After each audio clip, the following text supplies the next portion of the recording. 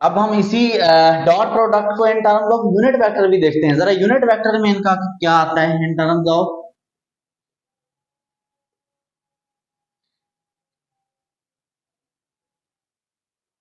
Unit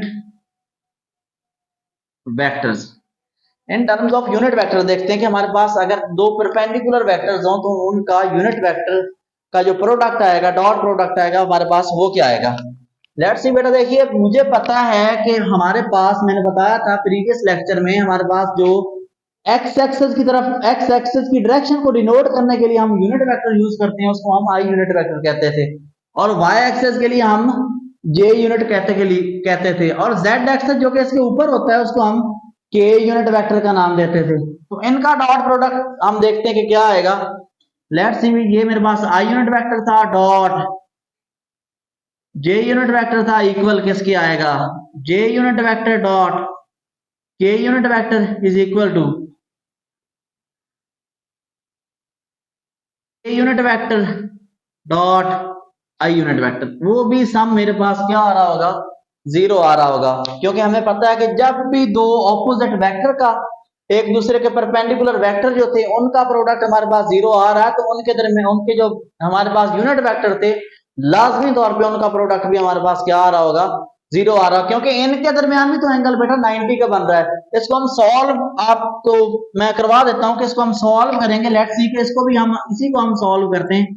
I unit vector dot j unit vector is equal to i unit vector का magnitude और j unit vector का magnitude और cos of क्या आ जाता है हमारे पास, थीटा। थीटा की जगह हम 90 पुट करेंगे, क्योंकि हमें पता है आई और जे के दरमियान एंगल क्या बन रहा है हमारे पास, 90 बन रहा है। तो यहां देखिएगा, ये मैंने बताया था क्या, unit vector is a vector whose magnitude is 1। तो यहां भी इसका मैग्नीट्यूड भी क्या आ जाएगा हमारे पास, 1 आ जाएगा, और इसका मैग्नीट्यूड भी क्या आ जाएगा, 1 आएगा। लेकिन cos 90 तो मेरे पास जीरो है ना बेटा। अगर cos 90 जीरो है तो जीरो जिसके साथ मर्जी मल्टीप्लाई होगा उसको क्या करेगा, जीरो करेगा। इसी तरह दूसरे का भी आप फाइंड कर सकते हैं और इसी तरह तीसरे का भी आप लोग फाइंड कर सकते हैं। यहां से एक बात क्लियर होगी कि अगर वेक्टर जो परपेंडिकुलर होंगे उनका, उन वेक्टर का प्रोडक्ट हमारे पास जीरो, उन वेक्टर का हमारे पास प्रोडक्ट अगर जीरो आ रहा है जो परपेंडिकुलर थे, तो उनके यूनिट वेक्टर का भी प्रोडक्ट वही आएगा, जीरो आएगा। सो ये थी हमारे पास दूसरी प्रॉपर्टी इसकी। अब जरा तीसरी को डिस्कस करते हैं।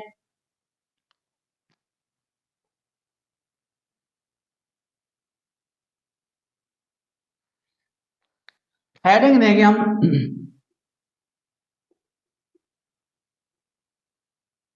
Dot product of two parallel vectors. अब हमने डॉट प्रोडक्ट लेना है टू पैरेलल वेक्टर्स का। कि लेट्स सी कि हम पहले दो पैरेलल में बना के दिखाऊंगा आप लोगों को वेक्टर। ये मेरे पास एक वेक्टर ए था जिसकी डायरेक्शन हमारे पास एक्स एक्सिस की तरफ थी, और दूसरा वेक्टर मेरे पास क्या है, मेरे पास बी है जिसकी भी डायरेक्शन कहाँ है, एक्स एक्सिस की तरफ ही, मतलब सेम है डायरेक्शन। याद रखिएगा बेटा, जब भी हमारे पास दो वेक्टर की डायरेक्शन सेम हो तो वहां एंगल हमारे पास क्या बन रहा होता है, वहां थीटा हमारे पास क्या आता होता है, 0 डिग्री आता होता है। याद रखिएगा कि जब भी दो वेक्टर पैरेलल होंगे तो उनके दरमियान जो एंगल बन रहा होता है वो हमारे पास कौन सा बन रहा होता है, 0 डिग्री। और हमें पता है, हमने देखा है ऑलरेडी कि A dot B is equal to A B cos of theta. यहाँ ए बी हमारे पास आ गया, ये क्योंकि ए और बी का मैग्नीट्यूड है। कॉस थीटा की जगह जरा थीटा की वैल्यू हम पुट करेंगे, वो क्या है, 0 डिग्री। और हमें पता है कि आप लोग कैलकुलेटर से भी सॉल्व करेंगे तो आप के पास ये जो वैल्यू आएगी वो क्या आएगी, 1 आएगी। तो यहाँ एंड दे देंगे आप लोग कि हमारे पास कॉस 0 डिग्री किस चीज के इक्वल आता है, 1 के इक्वल आ रहा होता है। तो यहाँ ये देखा जाए, हमारे पास देखा जाए अगर, तो इसको मैं लिख सकता हूं कि A dot B vector is equal to magnitude of their, product of the magnitude of their vectors में आ रहा होता है। तो इसको मैं लिखूंगा कैसे, the dot product of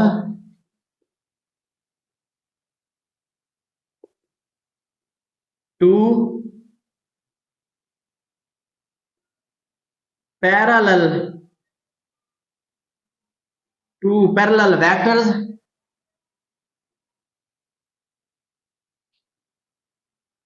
gives magnitude of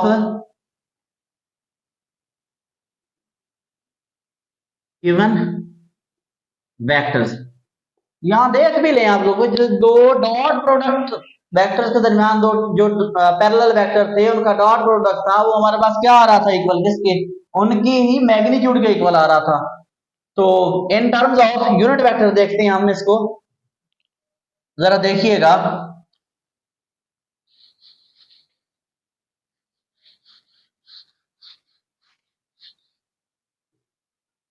dot product in terms of dot product of two parallel vectors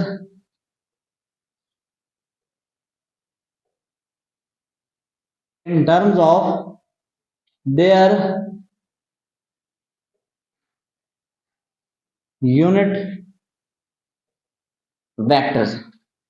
इनका यूनिट वेक्टर बेटा याद रखिएगा, यहाँ ये जो ए यूनिट वेक्टर है ये भी मेरा आई, अगर ए जो वेक्टर है इसका मैं इसका जो यूनिट वेक्टर में देखूं तो मेरे पास आई यूनिट वेक्टर ही आता है, क्योंकि दोनों वेक्टर हमारे पास क्या है, एक्स एक्सेस की डायरेक्शन में है।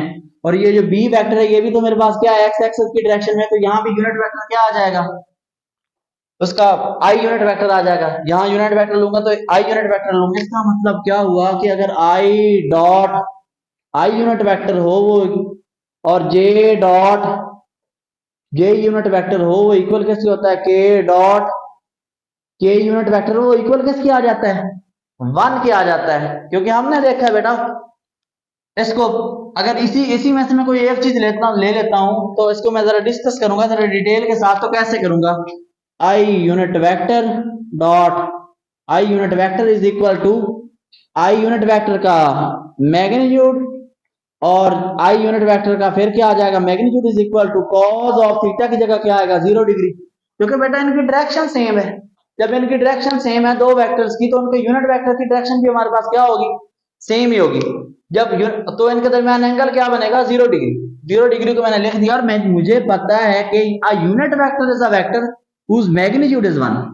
और ये भी तो मेरे पास यूनिट वेक्टर भी है, यूनिट वेक्टर ही है तो इसका मैग्नीट्यूड भी क्या आ गया, 1। और cos 0 मेरे पास क्या आता है, 1 आता है। cos 0 की वैल्यू मेरे पास 1 आती है, तो इनको आप मल्टीप्लाई करेंगे तो आपके पास ये जो फाइनल रिजल्ट आ रहा होगा वो क्या आ रहा होगा, 1 आ रहा होगा। इसका मतलब क्या हुआ कि बेटा जब भी दो सेम यूनिट वेक्टर का डॉट प्रोडक्ट लेंगे वो आप लोगों को मैक्सिमम मैग्नीट्यूड देगा, मतलब 1 देगा। ये था, ये थी तीसरी इसकी प्रॉपर्टी। अब जरा देखते हैं हम इसकी चौथी करैक्टरिस्टिक्स को।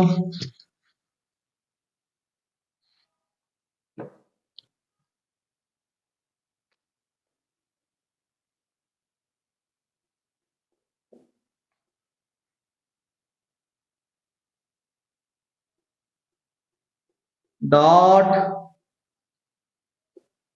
Product of anti parallel vectors.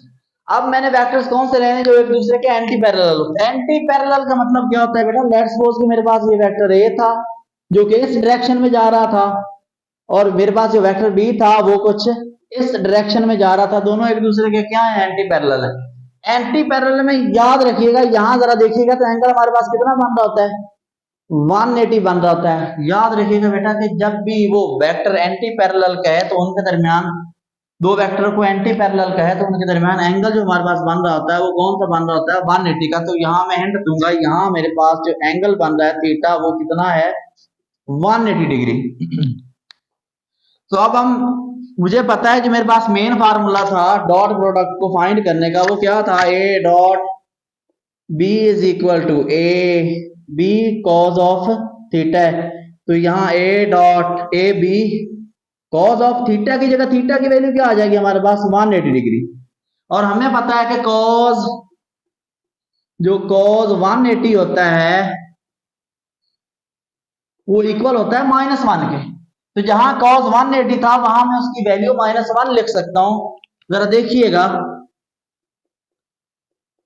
A B cos of 180 की जगह -1 आ जाएगा, is equal to minus A B A dot B. इसका मतलब क्या हुआ कि dot product of two anti parallel vectors gives the negative magnitude of, gives minimum magnitude, आप लोग इससे कह सकते हैं। मिनिमम मैग्नीट्यूड हमें दे रहा होता है, मनफियों में मैग्नीट्यूड इसका मनफी में आ रहा होता है। बेटा हमें पता है कि जो चीज जीरो जीरो से भी ये कम है, हमें पता है कि सबसे डिजिट हमारे पास जो जीरो छोटा होता है, लेकिन उसके बाद अगर किसी डिजिट के साथ, किसी भी डिजिट के साथ माइनस आ जाए तो वो जीरो से भी छोटा हो जाता है। तो अब जरा देखते हैं इसकी तीसरी कैरेक्टरिस्टिक्स।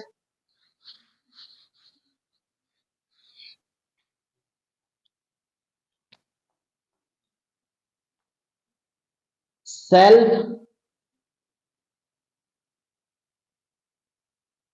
प्रोडक्ट ऑफ टू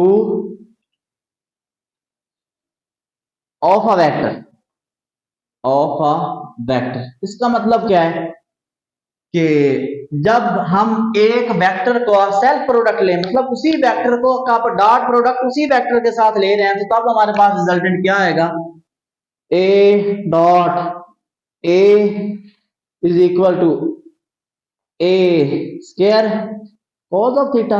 बेटा याद रखिएगा एक वेक्टर ए है, उसी के साथ मैं लूंगा, याद रखिएगा उसी के साथ मैं डॉट प्रोडक्ट लूंगा, तो यहां भी मेरे पास एंगल क्या बन रहा होगा, 0 डिग्री। क्योंकि यहाँ एंगल तो है ही नहीं, एक वेक्टर ए ही है, उसी के साथ प्रोडक्ट लिया है, तो यहाँ मेरे पास एंगल कौन सा बन रहा होगा, 0 degree.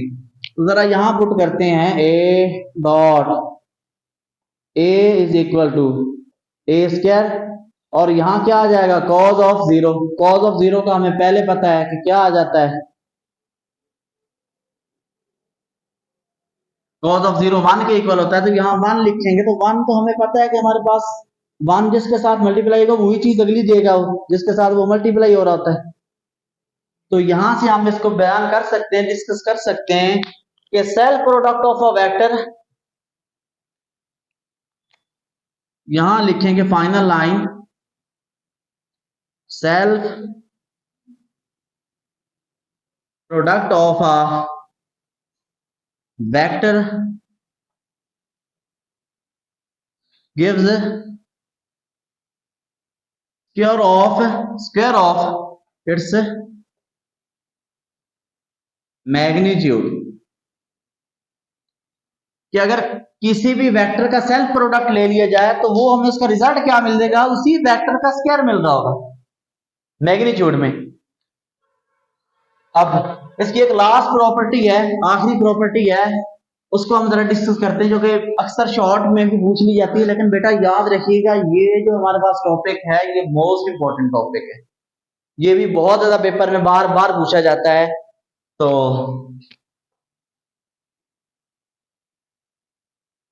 Scalar product in terms of their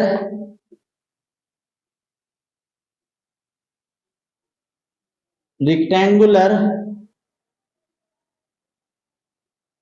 components. अब हम क्या फाइंड करेंगे, स्केलर प्रोडक्ट फाइंड करेंगे दो रेक्टेंगुलर कंपोनेंट्स का।